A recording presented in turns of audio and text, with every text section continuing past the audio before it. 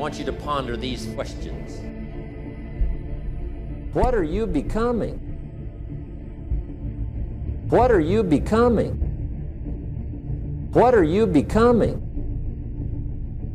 See, the big question is not what am I getting paid here. The big question is what am I becoming here?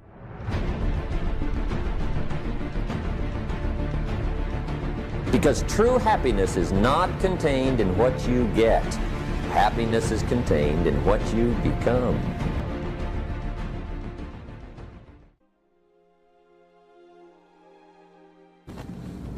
Here's the big challenge of life. You can have more than you've got because you can become more than you are. That's the challenge. And of course the other side of the coin reads, unless you change how you are, you'll always have what you got. I have found in my experience that income does not far exceed personal development. Now sometimes income takes a lucky jump. But sure enough, unless you grow out where it is, it'll usually come back where you are. Life has strange ways. If somebody hands you $1 million, best you become a millionaire quickly, so you get to keep the money. Otherwise, sure enough, it'll disappear.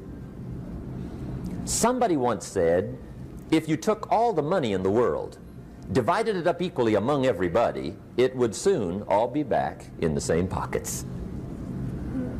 Incredible. Success is something you attract, not something you pursue. Success is looking for a good place to stay. So instead of going after it, you work on yourself. Personal development. See, the major question to ask on the job is not what are you getting. The major question to ask on the job is what are you becoming? See, the big question is not what am I getting paid here. The big question is what am I becoming here? Because true happiness is not contained in what you get. Happiness is contained in what you become. So that's our major subject for tonight, personal development. Of all the assignments Mr. Shoaff gave me at age 25, this was probably the most difficult. In fact, I'm still working on this one. I think it's an unending challenge to see what you can become. The next subject is called Basic Laws. And it's good to study the basics. And I call these basics primarily because they come from the Bible. Now, I'm not a theologian or a minister, and that'll be apparent. But Mr. Shoaff taught me that the Bible was a good textbook for ideas and stories and success equations, how to live the better life. I found out that was true. He also taught me that the Bible is as practical as it is spiritual, and I found out that's true. If you look at your bank account and your income and you're not happy, there are several places in the Bible to check to see what the heck's wrong so you can make the changes. And we're going to cover some of those tonight, called basics. Okay, the next subject is my favorite, setting goals. Mr. Shoaff taught me how to set goals. What a favor that was. One morning at breakfast, shortly after I met him, he said, Jim, let me see your current list of goals and let's go over them and talk about them. He said, maybe that's the best way I can help you get a better direction started. And I said, I don't have a list. He said, well, is it out in the car or home somewhere? I said, no, sir. I don't have a list anywhere. He said, well, young man, that's where we got to start. He said, I can tell you right now, if you don't have a list of your goals with you, he said, I can guess your bank balance within a few $100s. Which he did. And that got my attention. I said, you mean my bank balance would change if I had a list of goals? He said, drastically. That day I became a willing student how to set goals. And sure enough, learning how to set goals changed my life. And I often wondered why no one had ever taught me how to set goals up until age 25. I went to high school, but if they offered it, I missed it. I went to college for a year, never heard it. I worked for Sears. Really. And to my knowledge, Sears never taught it. Right? How to set goals. So here I am, age 25, married, my family's starting, I've been to college, I'm working, and I still don't know how to set goals. But fortunately, when I was 25, I met the man who taught me how. And it revolutionized my whole life. Economically, socially, personally, it's incredible. So I want to share with you tonight what Mr. Shove shared with me, how to set goals. It can be a life changer. Okay. The next subject is the negative part of the seminar. Life is part negative, so we got to talk about the negative. And this subject is called diseases of attitude. Diseases of attitude. There's a lot of things that can wreck your chances to do well. We live in a rather dangerous world, so you got to be not only wise, you got to be careful. Now, attitude diseases are just as bad as physical diseases, right? High blood pressure, heart trouble. I mean, a lot of things lace your chances to do well. So you've got to be careful. And attitude diseases are deadly. I mean, they'll destroy all the good things you start. Okay?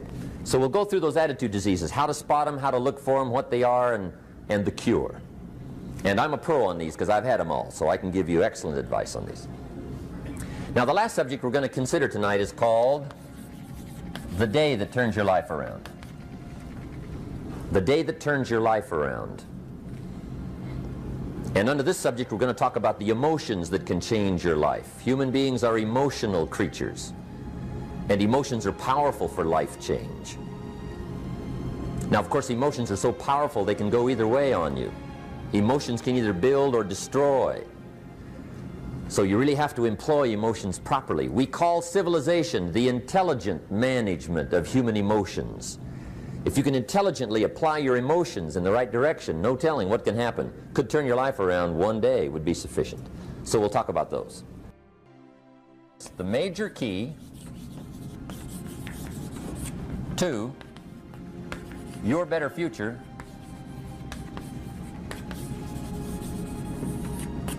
is you. That's the theme of our seminar tonight. The major key to your better future is you. And I'd like to have you underline two words just to give it some added punch. Underline the word major and the word you, so that it reads, the major key to your better future is you. Now, my first suggestion is transfer this to a card or something where you can put it up, where you can see it every day. Preferably put it up where you can see it at the beginning of the day, before you go off to put the day together. This is a good phrase just to glance at, to keep in mind as you're putting the day together. It's called the silent seminar. If you'll just let this talk to you during the day, I found it to be tremendously helpful. The major key to your better future is you. For a big share of my life now, I didn't have this one quite figured out, among a lot of things I didn't have quite figured out.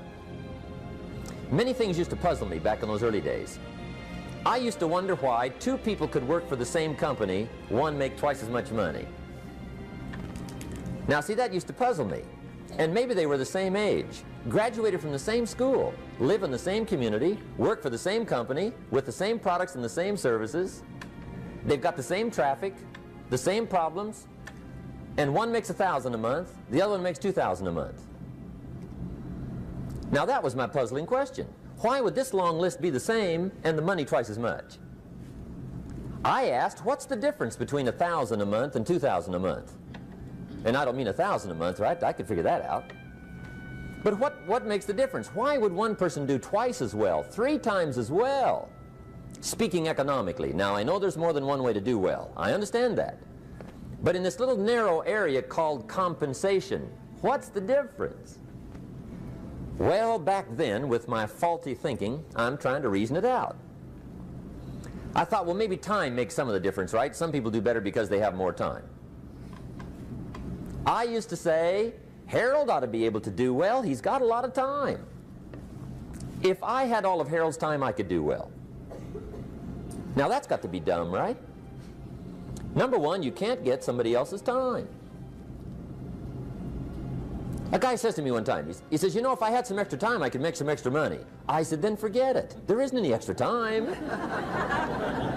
Hey, when the clock strikes 12 midnight, that about wraps it up, right? I mean, you can look around the gongs there for a little more, but it's over. You say to the guy, what are you doing? He says, I'm looking for extra time. See, they'll come and take you away, right?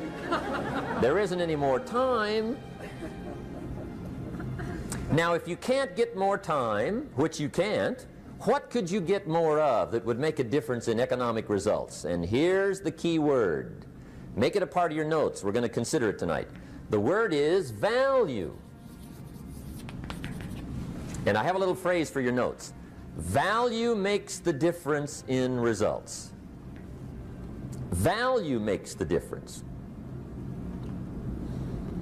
You can't get more time, but you can create more value. Now here's the first lesson of economics. Everybody should learn it from the time they're old enough to understand what a dollar means, how to earn one, how to get one, how to keep one, what to do with it. First lesson of economics. We primarily get paid for value. That's lesson one.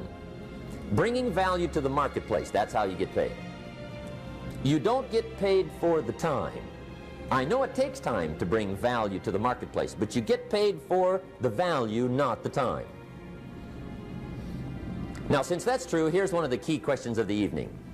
Is it possible to become twice as valuable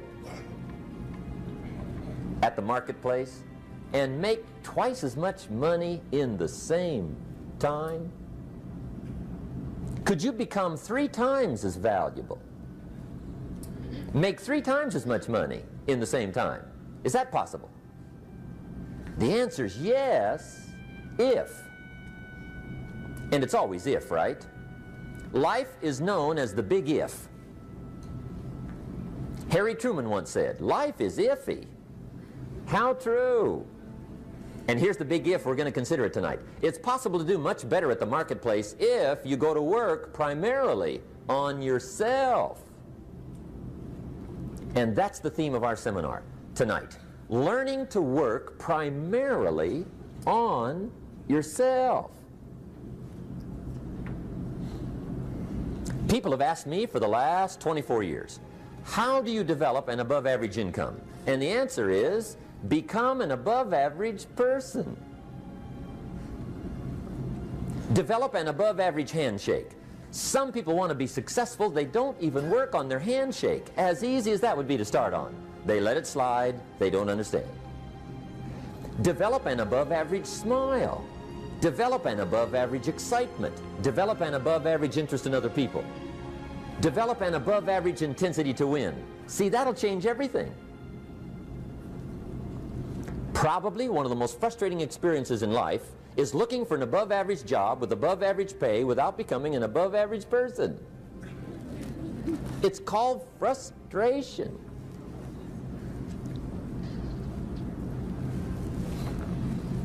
And Mr. Shoaff gave me probably the greatest clue he gave me when I first met him. He said, Jim, if you want to be wealthy and happy the rest of your life, just learn this lesson well.